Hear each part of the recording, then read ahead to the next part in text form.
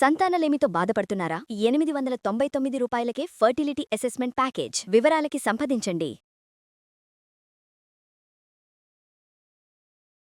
ఈవేళ కొబ్బరి పొడి చేసుకుందామండి. మామూలుగా కొబ్బరి పచ్చడి చేసుకుంటాం, ఎండు కొబ్బరి వేసి కొబ్బరి పొడి చేసుకుంటాం. పుట్నాల పప్పులు లేదా శనగపప్పు కలిపి ఒట్టి కొబ్బరి, పచ్చి కొబ్బరితోటి పొడిలాగా ఉండేటట్టు చేసుకుందాం. దీన్ని అన్నంలోకి తినచ్చు, దోశలు ఇడ్లీలోకి బాగుంటుంది, తర్వాత దిబ్బరట్లోకి బాగుంటుంది, పొంగల్లోకి చాలా బాగుంటుంది. మూకుడుతోటే పని దీనికి. కొబ్బరిని బాగా వేయించుకోవాలి.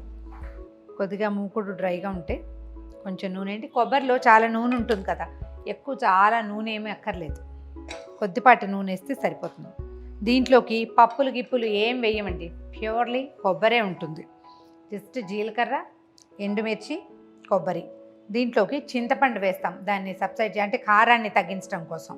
ఎండుమిర్చి వేసుకోవడం, తర్వాత ఏమో కొంచెం 4-5 వెల్లుల్లిపాయలు వేస్తాము.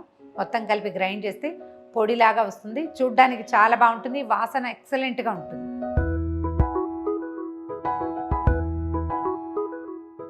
జీలకర్ర వేగనిచ్చి, ఎండుమిర్చి కొంచెం ఎక్కువే పడతాయి, మనం చింతపండు కూడా వేస్తాం కదా. కొబ్బరి బాగుంటుంది, కలర్ఫుల్గా ఉంటుంది.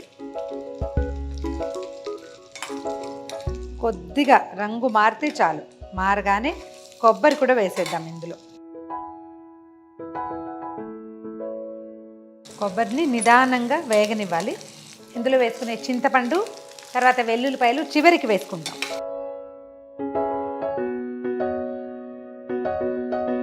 ఇంత మాత్రం వేగాక ఏసలు లేకుండా తీసేసి కొంచెం చింతపండు వేసుకోవాలి. ఇది మన రుచిని అనుసరించేనండి, ఉప్పు వేసుకున్నట్టుగానే. చింతపండు ఎక్కువ వేస్తే కారం తగ్గిపోతుంది, మనకి ఎట్లా కావాలో అట్లా. కారం ఎక్కువ కావాలనుకుంటే కొంచెం చింతపండు మోతాదుగా వేసుకోవాలి. కారం కాస్త తగ్గాలి, పిల్లలు తింటారు, బాగుంటుంది అంటే కొంచెం ఎక్కువ వేసుకోవటం. చింతపండు కూడా వేగిపోతే చక్కగా డ్రైగా పౌడర్ అయిపోతుంది అన్నమాట. తర్వాత ఒక 4 వెల్లుల్లి గర్భాలు కొంచెమే వేయండి, ఎక్కువ వేయకూడదు. చాలా అంటే అదే వాసన వచ్చేలాగా కాకుండా కొంచెం సువాసన వచ్చేలాగా, అంతే. కొబ్బరి పూర్తిగా వేగిపోయిందండి. మాడనివ్వద్దు, మాడితే అందంగా ఉండదు, కొంచెం మాడు వాసన వస్తుంది. ఆ మాడు తేన్పు కూడా వస్తుంది గొంతులోకి. జనరల్గా ఈ కొబ్బరి వస్తువులు తిన్నప్పుడు కొబ్బరి నూనెలాగా తేన్పు రావటము కొంతమందికి గొంతులోకి వచ్చినట్టుగా ఉంటుంది కదా. జనరల్ టిప్ ఏంటంటే, దీనికి కొబ్బరితోటి ఏదైనా పదార్థం చేసుకుని తిని, పచ్చి కొబ్బరి మనకి విసుగ్గా ఉంటే కనుక కొంచెం పచ్చి బియ్యం ఇన్ని నోట్లో వేసుకుని చాలాసేపు నిదానంగా నమిలి కనుక మింగితే కొబ్బరి తేన్పు రావటం ఆగిపోతుంది. ట్రై చేసి చూడండి, బాగా పనిచేస్తుంది. So stove ఆపేస్తున్నాను.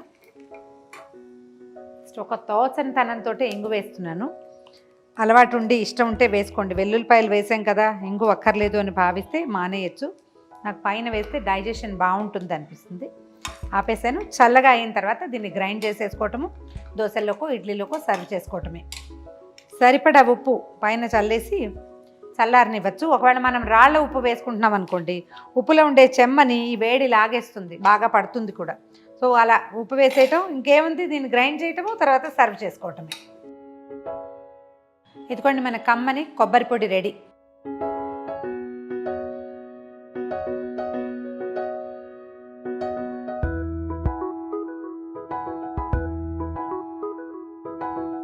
దీన్ని అన్నంలోకి, దోశలు, ఇడ్లీలోకి ఎందులోకైనా వాడుకోవచ్చు. కాయ కనుక కొంచెం ముదురుదైతే ఇంకా కొంచెం డ్రైగా వస్తుంది. ఒక రవ్వ లేతకాయ అయితే కొంచెం మెత్తమెత్తగా ఉంటుంది. ఇలాంటి పొడి చేసుకునేటప్పుడు తప్పకుండా కొంచెం ముదురు కొబ్బరి తీసుకుంటే ఎక్కువ రుచిగా ఉంటుంది. ట్రై చేసి చూడండి. ఈ వీడియో కనుక మీకు నచ్చినట్లయితే లైక్ చేయండి, షేర్ చేయండి.